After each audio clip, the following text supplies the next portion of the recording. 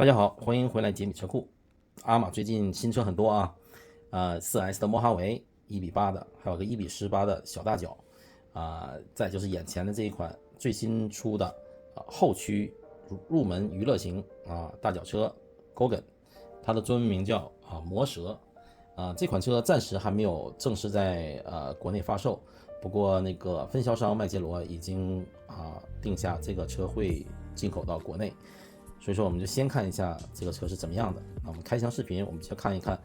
箱子里有什么。它是一个真正的 RTR， 为什么这么说呢？我们看一下。OK， 这个箱子里除了这个车的本体呢，我们还有它的详细的说明书和爆炸图，里面讲了很多关于这个车的信息，如何调，如何拆卸各种各样的信息，包括配件的编码虽然是英文的，但是也是很有用的，建议大家还是读一下。然后还有一些其他的小卡片关于这个车的一些信息二维码视频之类的介绍这些电池、遥控器、充电器一类的，我们可以看一下。然后是一堆小工具就是这些内六角，还有个多功能工具，用来拆卸轮子或者是调那些限滑器都会用得到的这个多功能的。然后还有一个对频线，避震器的垫片，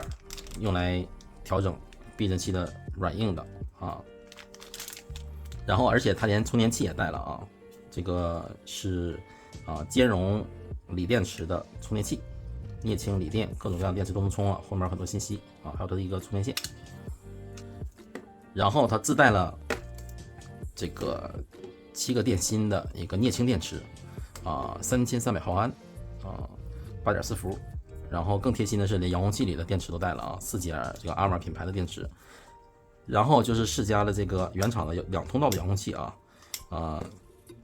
感觉握的还是很舒服的。好处是它可以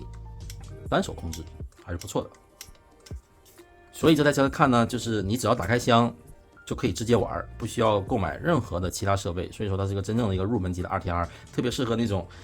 没太接触过 RC 或者是本身没有那些充电器这电池这些东西的开箱就直接玩，开箱玩挺好。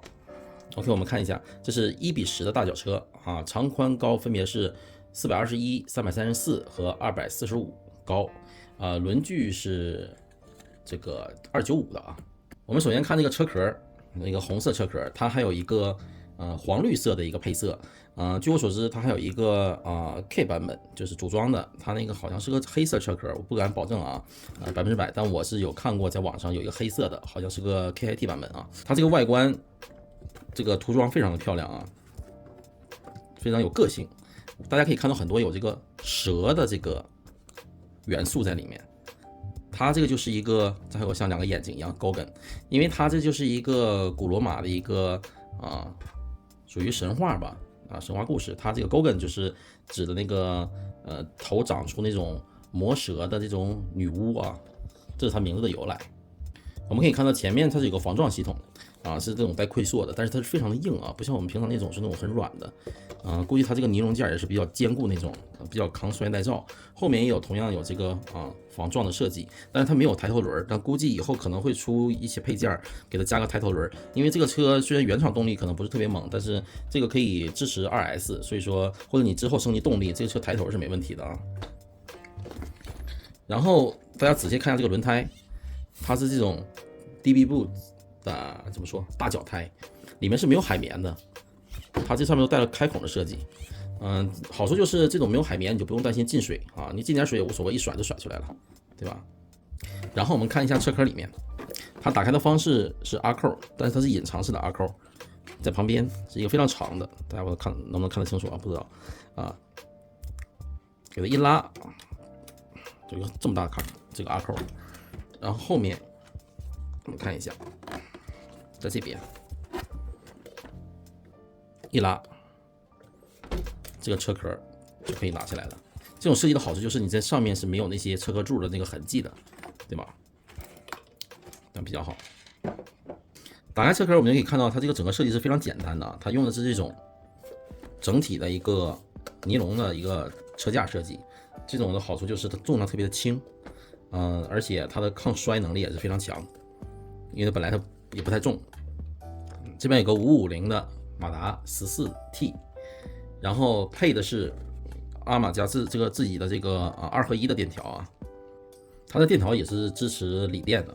它上面有这个跳线，你可以改一下，就可以用锂电池。因为现在原厂设定应该是个用镍氢电池的。然后配的是3线的舵机，它用的是世嘉 S660的一个防水数字舵机。避震器是一个油压，但是它是那种尼龙做的。然后它这个调节这个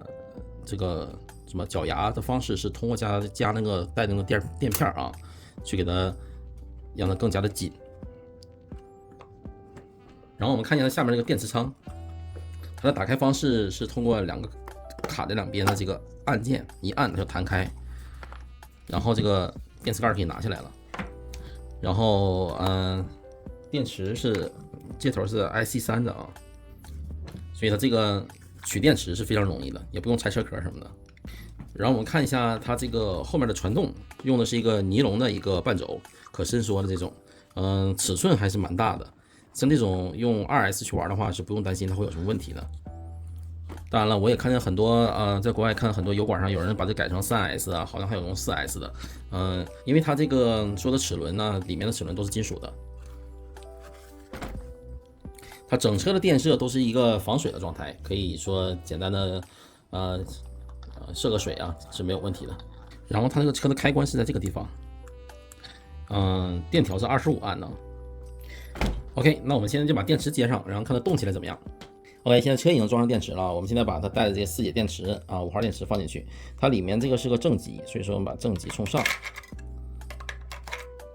然后外面这个是负极，我们把这个放进去。OK， 然后它开关是在这边，打开，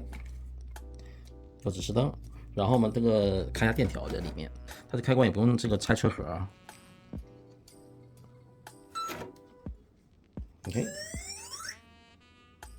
OK， 转向。